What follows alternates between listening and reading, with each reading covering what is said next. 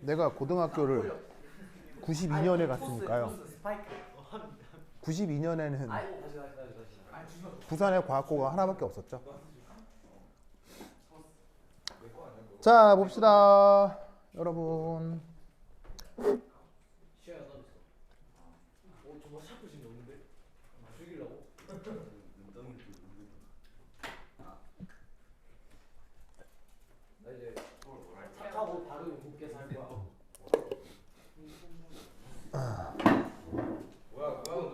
자, 봅시다. 왜, 빨리 앉아. 그 다음에 해볼 내용은 이제 uncertainty principle이라고 하는데 우리말 번역은 이상한 표현을 써요. 불확정성이라는 이상한 말을 쓰거든요. 자, 그런데 이때 이 불확정성이 원래 없는 말이냐라고 한다면 있는 말을 이상하게 쓴 거예요. 그래서 이 불확정성이란 말이 또 다른 분야에서도 쓰이느냐? 안 쓰여요. 이 분야에서만 쓰이거든요. 그럼 원래 알던 개념으로 뭐냐면 바로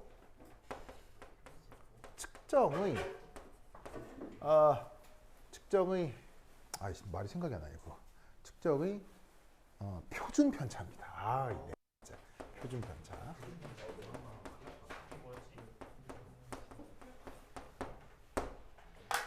여러분 표준 편차란 말 기억나요? 바로 그 뭐냐면 스탠다드 디비에이션이라고 하죠. 자, 그러면 표준 편차의 의미에 대해서 뭐 잠깐 생각을 좀 해보면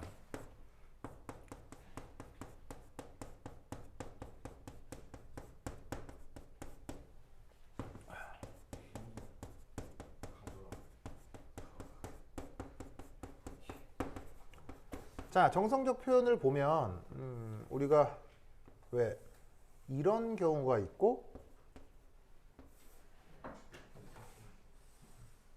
이런 경우가 있을 때 평균의 상황이 보통 여기가 되죠. 그렇죠. 평균의 상황이.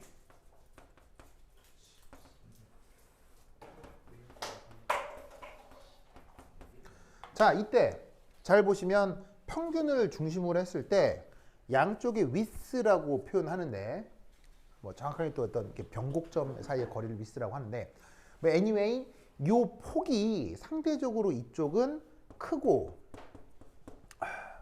이쪽은 상대적으로 뭐예요? 작죠? 이럴 경우 평균을 중심으로 데이터들이 잘 모여 있는 경우 우리는 어떤 말을 쓰냐면 표준 편차가 뭐 하다라고 얘기를 해요. 표준 편차 작다. 혹은 이쪽은 표준 편차가 크다.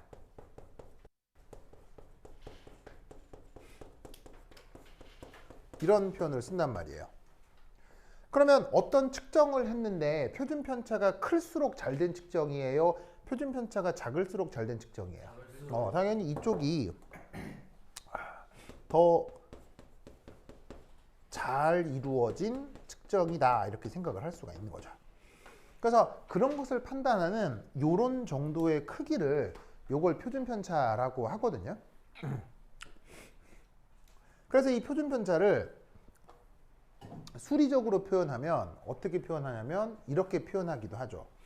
그래서 이제 시그마로 많이 쓰고 어떻게 쓰냐면 이거죠.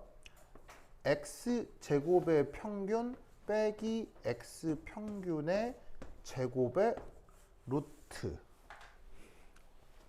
자, 통계학적으로 저런 표현 본 적 있죠?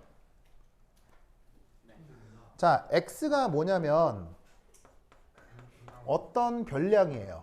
별량 얘기는 저번 시간에 했죠?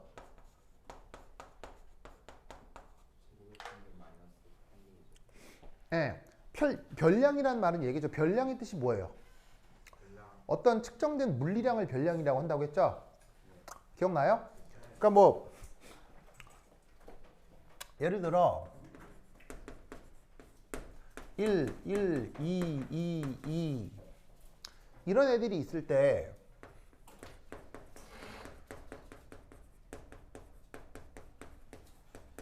산술평균 어떻게 구해요? 다 더하고 바로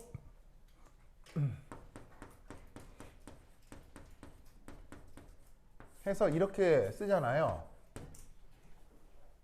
그런데 얘를 통계적으로는 어떻게 표현하냐면 이렇게 표현한단 말이에요. 자, 저렇게 표현해도 돼요, 안 돼요? 돼요. 되죠? 이때 여기 지금 이렇게 표현된 1, 2 이런 개념들을 전문 용어로 variable이라고 해요. 우리말 번역은 별량. 근데 변량이 뭐냐? 이게 이제 측정된 어떤 물리량이라는 거예요. 실험 데이터요. 그러니까 지금 여기에 있는 112가 수학 시간에 다루는 그냥 아무런 물리적 의미가 없는 그냥 단순 숫자일 수도 있지만 내가 어떤 행위를 한 거지.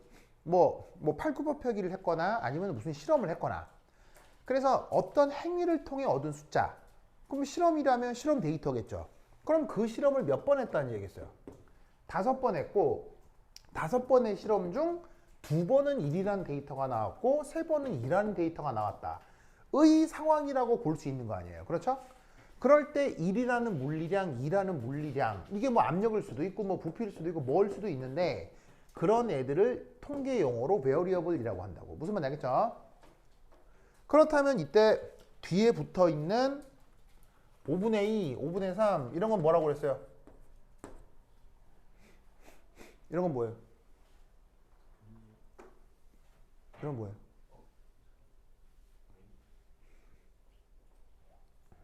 오분의 2, 5분의 3 이런 건 뭐예요? 분수, 분율, 상수, 분율, 여러분들이 다 아는 말인데. 진짜? 확률이죠?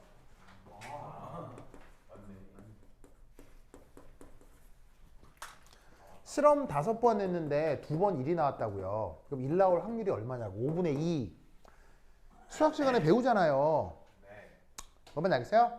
그러니까 우리가 평소에 알고 있는 이 산술평균이라고 하는 이 개념은 어떻게 표현할 수 있다?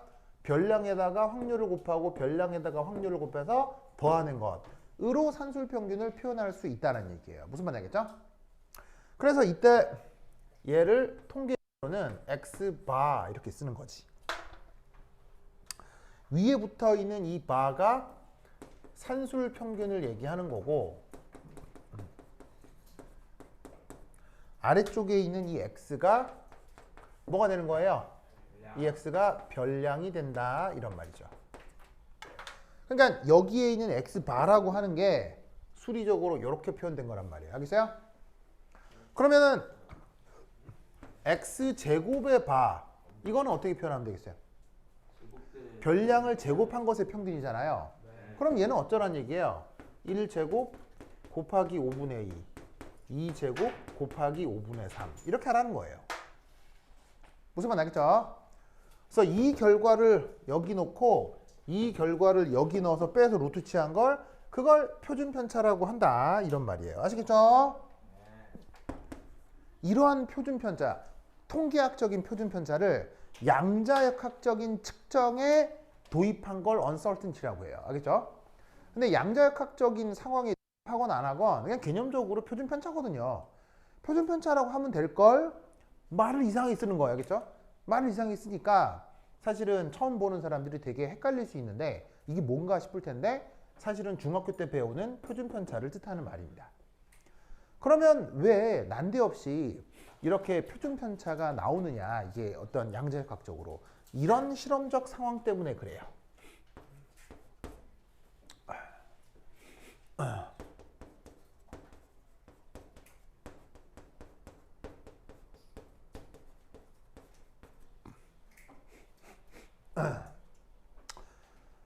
자, 어떤 일이 벌어질 수 있냐면 이런 일이 벌어질 수 있습니다. 자, 예를 들어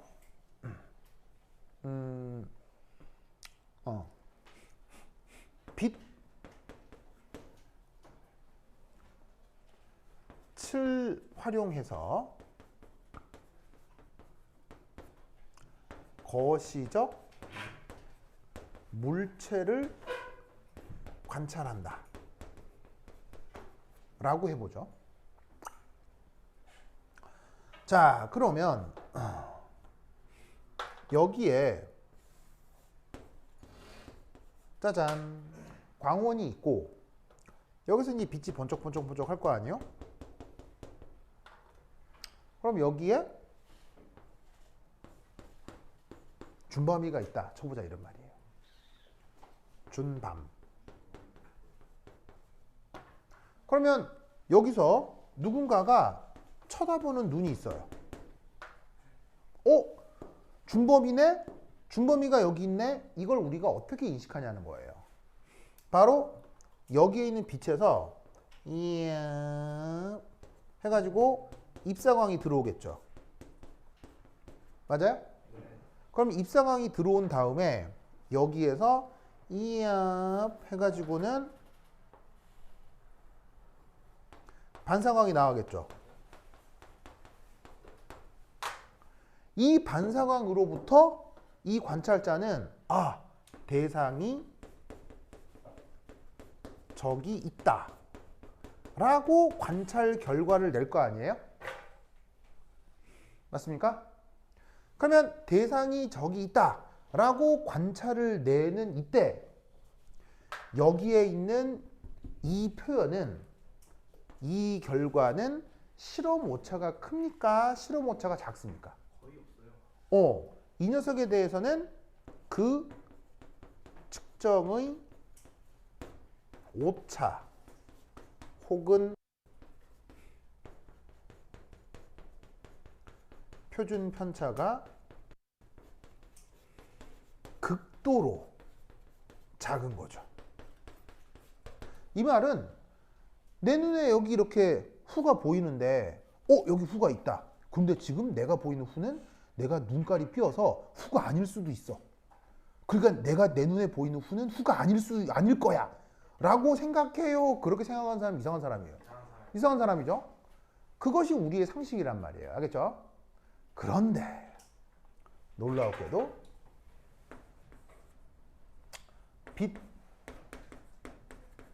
빛을 이용하여 자 어떻게 되느냐? 전자를 관찰한다고 쳐보도록 하겠습니다. 전자를 관찰한다고 쳐보도록 하겠습니다.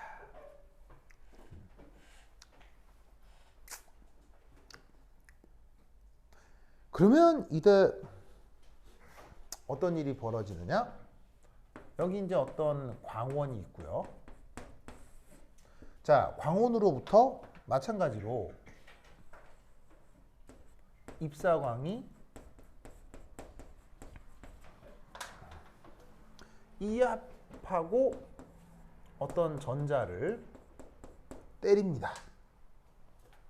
그럼 여기에서 이압하고 반사광 이때는 또 이제 어떤 이유들 때문에 회절광이라는 말을 씁니다만 그것으로부터 여기에 디텍터에 그 반사광이 들어왔다고 칩시다. 이것으로부터 전자가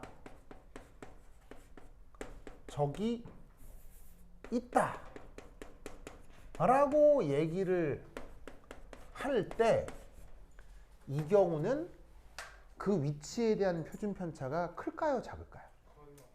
이 위치에 대한 표준 편차가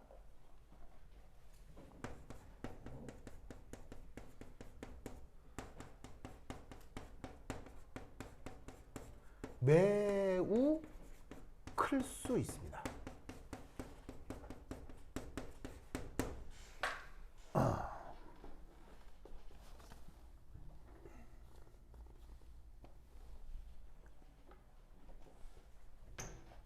왜일까요? 즉 무슨 말이냐면 내가 동빛으로 사람을 봤을 때 그 빛에 의한 측정 결과 이 사람이 여기 있다 라고 얘기하는 것과 그 동일한 빛으로 전자의 위치를 측정했는데 전자가 여기 있다 라고 하는 게 아주 다른 물리적 상황을 야기할 수 있다는 얘기예요. 사람이 여기 있다 라고 하는 건 거의 100% 맞는 말이지만 전자가 여기 있다 라고 얘기하는 건 매우 틀릴 가능성이 높아져요. 왜일까요? 전자가 어. 빛에 영향을 받아요. 신기하다. 왜일까요? 너무 많아서. 전자랑 반자랑 크기가 비슷해서 왜일까요? 전자가 빛을 피해요. 아, 전자가 슉슉 빛을 피한다고요? 전자가 빛을 받으면 위치가 이거 아니야. 아, 그래요? 저 사이 전자의 위치가 되네요. 반자 전자 바로 이런 일이 일어날 수 있습니다. 여러분 잘 보세요. 입사광도 빛이죠. 네. 빛을 입자적 속성으로 뭐라고 하죠? 광량자. 광량자라고 하죠. 광량자는 무슨 물리량이 나타나죠? 운동량. 운동량이 나타나죠. 네. 그러면 어떤 일이 벌어지냐면 입사광의 운동량이 어떻게? 램다분의 h로 표현될 거라고요. 그러면 반사광에도 운동량은 있을까요? 없을까요? 있어요. 있겠죠. 그 운동량은 램다 다시 분의 h라고 할 수 있겠네요. 오! 그러면 입사광과 반사광 사이에 성격이 다르다면 그만큼 운동량이 변했죠. 네. 그러면 여러분 운동량 보존은 어디서나 만족돼야 돼요? 만족되지 않을 수도 있어요. 만족되지 않아요. 운동량 보존은 전우주 곳곳에서 다 만족해야 돼요? 만족되지 않을 수도 있어요. 만족해야 돼요. 운동량 보존은 전우주 모든 곳에서 만족돼야 돼요. 오, 그 말은 이 입사광과 반사광의 운동량이 달라졌다는 얘기는 그 달라진 만큼 그 운동량의 차이를 누가 갖고 있다는 얘기예요. 얘가 갖고 있다는 얘기예요. 얘가 어떻게 된다? 어딘가로 움직이는 거예요.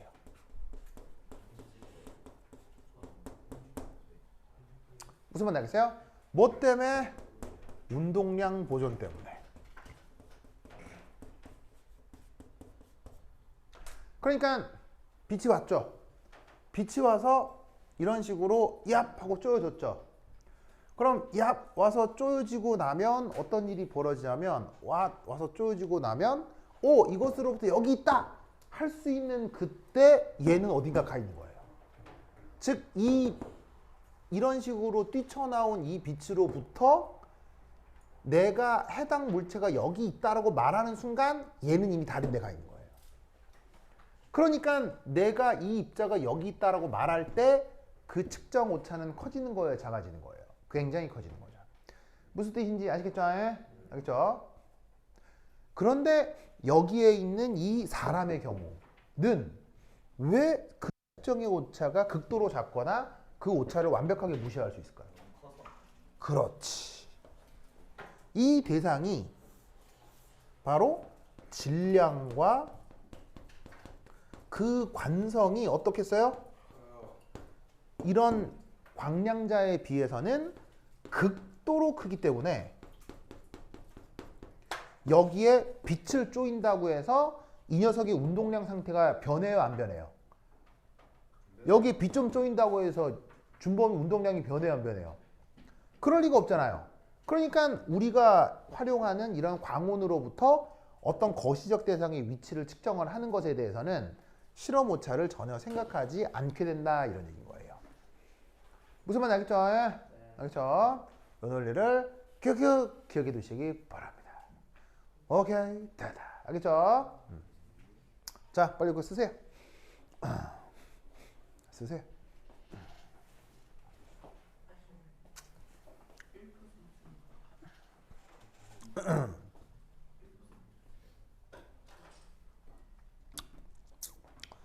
아이고.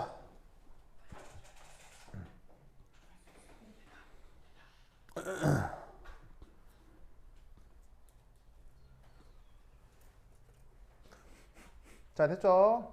잠깐만요. 아, 예, 예, 예. 막 쓰십시오.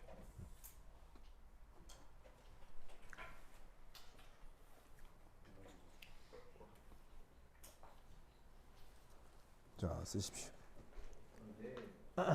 아이고. 전자기업 숙제 한번 고마워요. 전자기업 숙제 응? 좀 짜증내요. 휴대폰을 샀거든요. 네. 민호 한정이냐 그러니까 난 저번에 숙제 해왔거든. 뭐 시한 폭탄 타임으로 쓰려고요? 와렌스 숙제 다 푸는 거야? 푸는 거 아닐까? 자, 썼습니까? 오, 아, 그거 유은이 없어. 왜 이렇게 낙서도 하고 그러는 거예요? 우리 유은이 낙서를 종종 하는군요. 아니, 아웅 귀여워라. 그날에 안 풀었어. 응? 아니 왜 거기 허벅지에 대고 얼굴을 허벅지에 대고 있는 거예요? 시험이가 아파요. 왜 어디 가요? 많이 아파요. 자기가 때렸죠? 때렸죠? 저 안 때려요. 내가 마사지 해줄게. 시험 왜 그래? 괜찮아요? 왜? 아파요 진짜? 왜요? 명사수. 자 봅시다. 그 다음 자 지운다. 자 줄게요. 줄게요. 그래서 사실은 이 표준 편차를 양자역학적으로 계산하는 방법이 있겠죠. 네, 근데 그것까지는 안 할 거예요. 왜냐면 그거는 계산량이 엄청 많기 때문에 그것까지는 안 할 거고, 근데 내 교재에 보면 있긴 있어요. 있긴 있는데 그것까지는 안 할 거고, 이 녀석에 대한 말의 표현, 정성적 표현만 지금은 할 거예요. 알겠죠? 그럼 얘를 정성적으로 어떻게 표현하는지 한번 보세요. 자, 그 다음.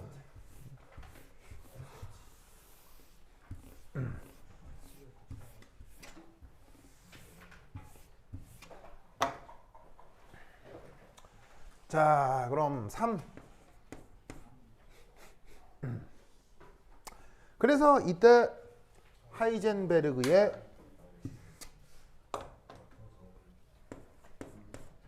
계산가가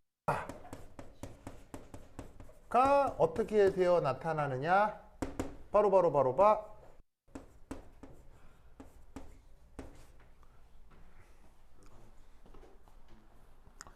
2분의 h바 이렇게 표현이 됩니다.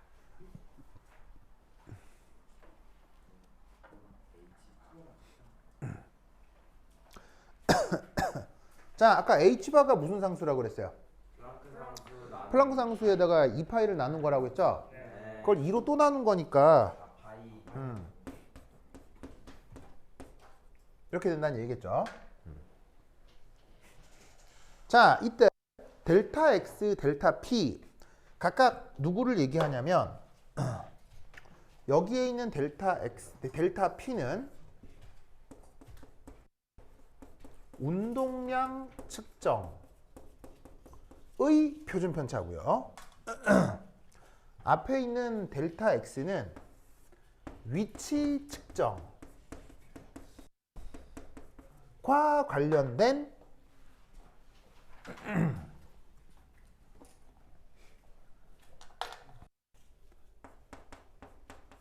표준 편차들입니다.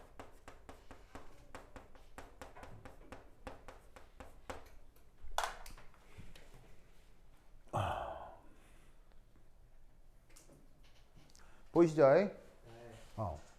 그런데 재밌게도 그 표준 편차 두 개를 곱해버리면 어떤 상수, 그리고 상수는 보시다시피 어쨌거나 양수예요, 음수예요? 양수죠.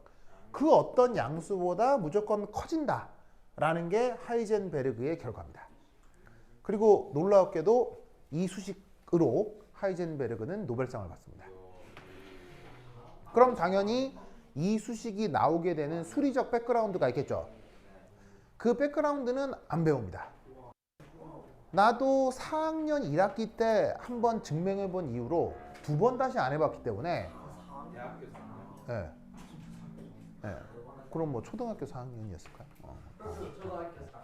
예. 그래서 이제 대학교 4학년 1학기 때 이거 한번 증명해 본 적이 있거든요. 왜냐면 수업 시간에 다뤘어가지고 그때 한번 계산해보고 2번 다시 안 해봤어요. 나도 까먹어서 몰라. 알겠죠? 그러니까 이 증명 과정은 여러분들도 모르셔도 돼. 근데 이것을 어떻게 정성적으로 설명하냐는 거예요. 알겠죠? 자, 그럼 잘 봐.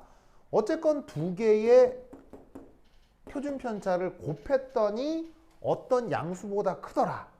이건 뭔 말이냐면 첫 번째 1 이런 경우예요. 만약 델타 x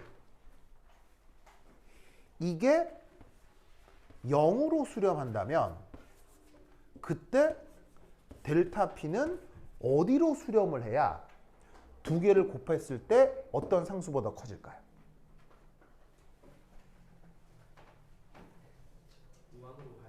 바로 무한으로 발산을 해야 두 개를 곱했을 때 무슨 양수보다 커질 거 아니에요.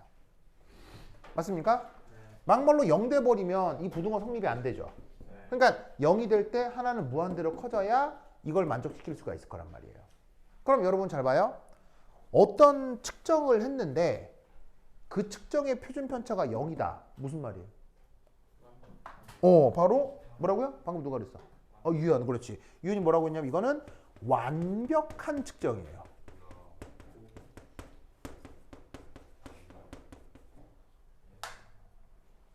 표준 편차가 0일 때 모든 데이터가 평균에 다 올라와 있으면 예를 들면 누구 키 측정했는데 키 10번 측정했는데 전부 다 171, 171, 171, 171, 171 다 똑같이 나왔어. 그럼 그 사람 키는 이제 171일 거 아니야. 그런 측정에서 표준 편차가 0이 되는 거지. 막말로 표준 편차가 무한대다. 이게 무슨 말이겠어요? 표준 편차가 무슨 말이겠어요?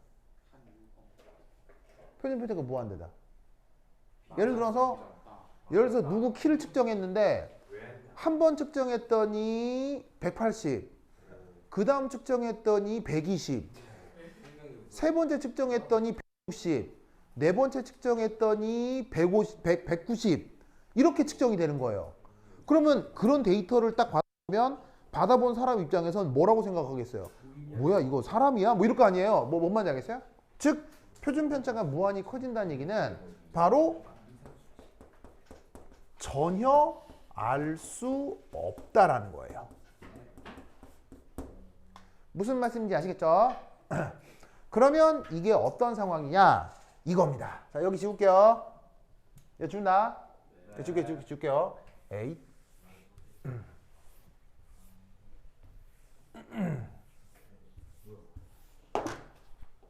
자, 이게 어떤 상황이냐면 잡아. 이겁니다. 자, 아까 광원 얘기를 했는데 광원에 자, 입사광의 운동량이 뭐로 표현된다? 램다분의 h 보이세요? 람다분의 h라고 했죠? 기억나요? 그게 여기에 있는 전자의 가격이 됐다라고 생각해 보죠. 그런데 이때 이 입자광의 운동량이 잘 봐요.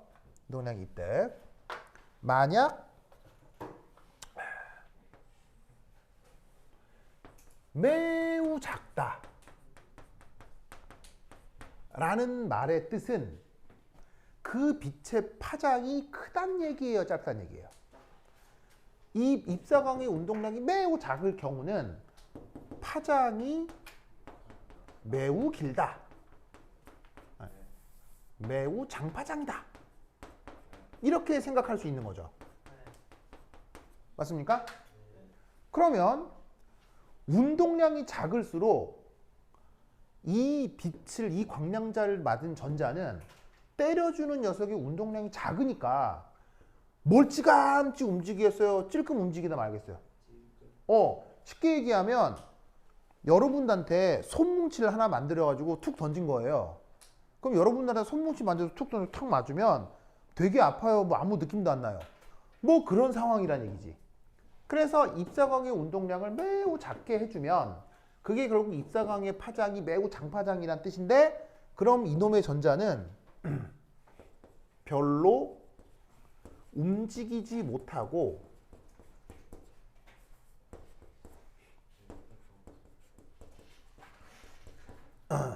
별로 움직이지 못하고 그 자리에 있을 확률이 어떻게 되겠어요? 커지게 되겠죠. 맞습니까?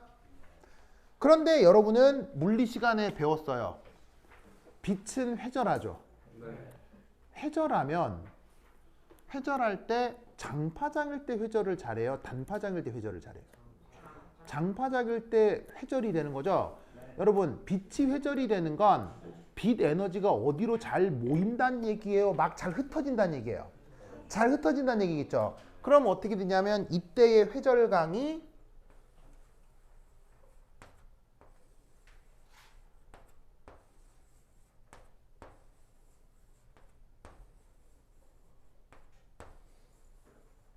이런 식으로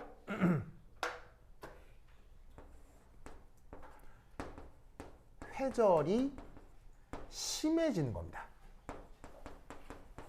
무슨 말 알겠죠? 그런데 디텍터라고 하는 건 어디에 달려 있는 거예요? 디텍터라고 하는 건 여기 달려 있는 거 아니에요? 무슨 말 알겠어요? 그러면 회절이 클수록 디텍터로 모이는 반사광의 다발이 많아지겠어요? 적어지겠어요? 적어져요. 디텍터로 모이는 빛의 다발이 적어질 거 아니에요? 이런 애들은 어떻게 돼? 이런 애들은 다 새버리는 거예요. 무슨 말 알겠어요? 쉽게 얘기하면, 다르게 얘기하면 여기에 있는 이런 애들은 디텍터로 포집이 어려운 거예요.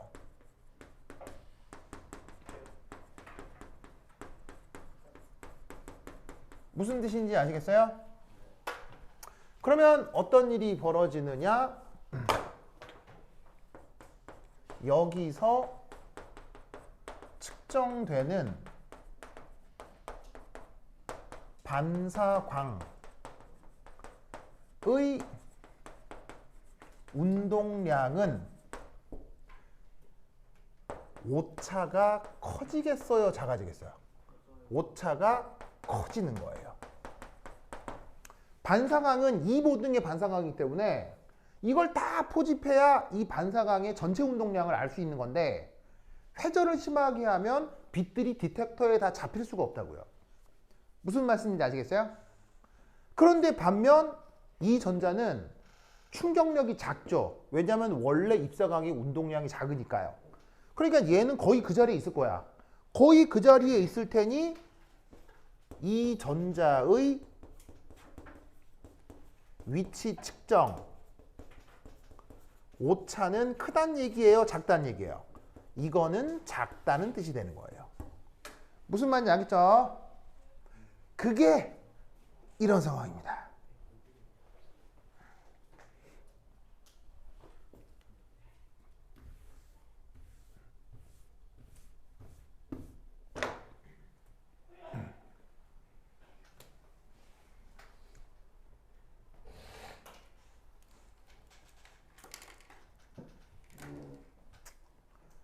무슨 말 알겠죠? 이해하셨어요?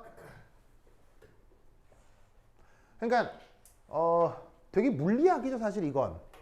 되게 물리학인데 물리 시간에 다루는 물리학하고 좀 결이 다르죠.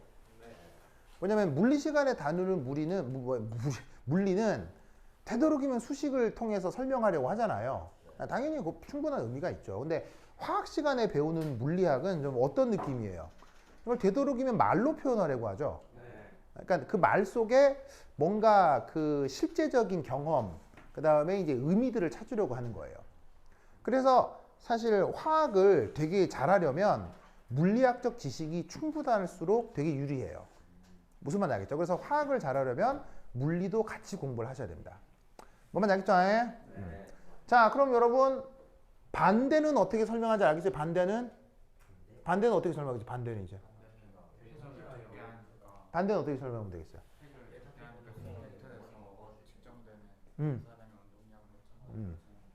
전자는 많이 움직이게 되니까 전자의 위치 측정 오차가 커지게 되죠. 오우, 배현이 대단해요. 멋져요. 박수! 아이고, 아우 진짜, 저 그리즐리 배워 진짜. 어우 진짜, 어우 진짜, 정말, 정말, 자, anyway. 자, 그러면 두 번째 거 그냥 슬쩍 써볼게요. 자, 여러분 이거 다 적었어요? 지워도 되겠죠? 자, 반대로 한번 써볼게요. 자, 2.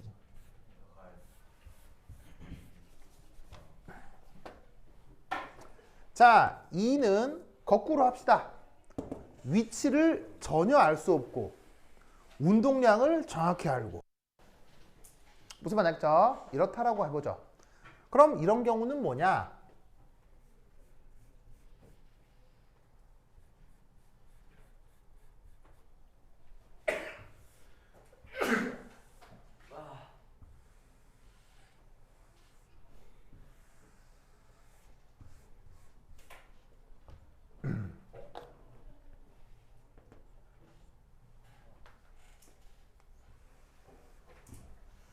자, 요 경우는 광원에서 튀어나오는 입사광의 운동량이 매우 큰 상황을 생각해보죠. 그러면 운동량 표현이 람다분의 h니까 그 입사광의 파장은 장파장이란 얘기야, 단파장이란 얘기예요. 매우 단파장이란 얘기죠. 그러면 아시다시피 단파장은 회절을 크게 해요, 회절을 잘 안 해요? 회절을 잘 안 하기 때문에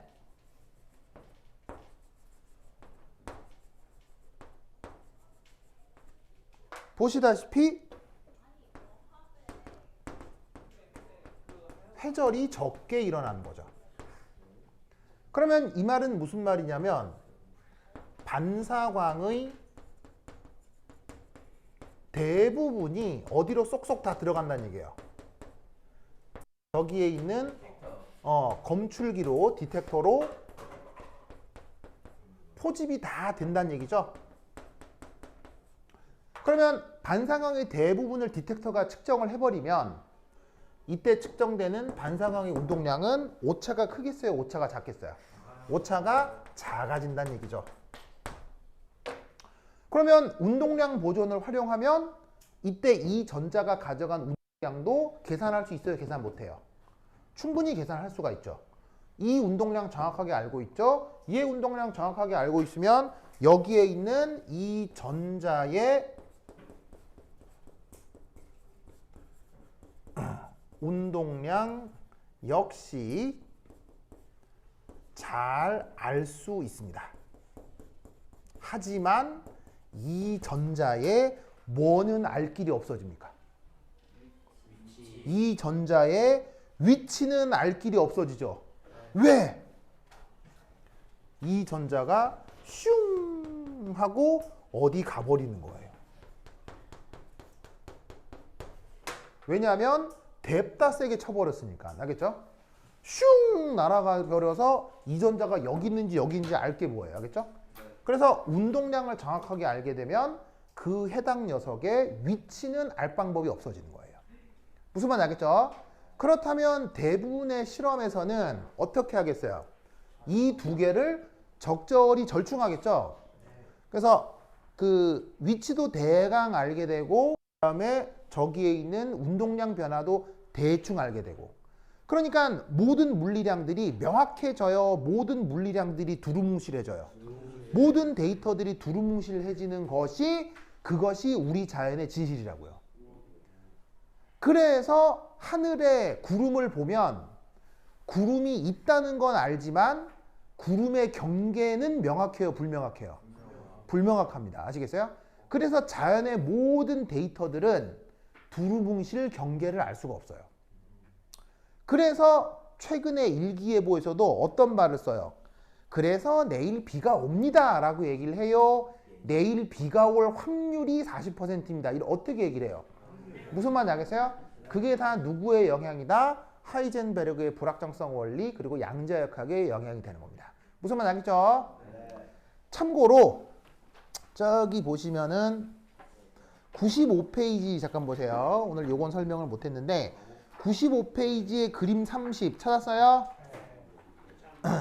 95페이지 그림 30 찾았어요? 95페이지 그림 32.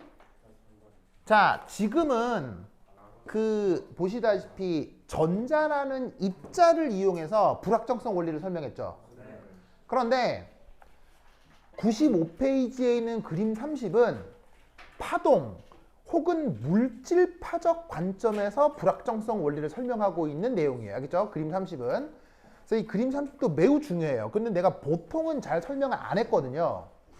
그런데 이번 학기 창원과학고 1학년 2학기 기말고사 때 이게 나왔어요. 무슨 말 알겠죠? 이걸 그대로 내셨더라고요. 그래서 그림 30은 내가 아직 설명을 안 했습니다만 95페이지 그림 30도 한번 읽어보세요. 아시겠죠? 그죠? 오케이, 되었다. 그럼 여기까지. 다음 시간에 만나요. 안녕. 나도 마찬가지고.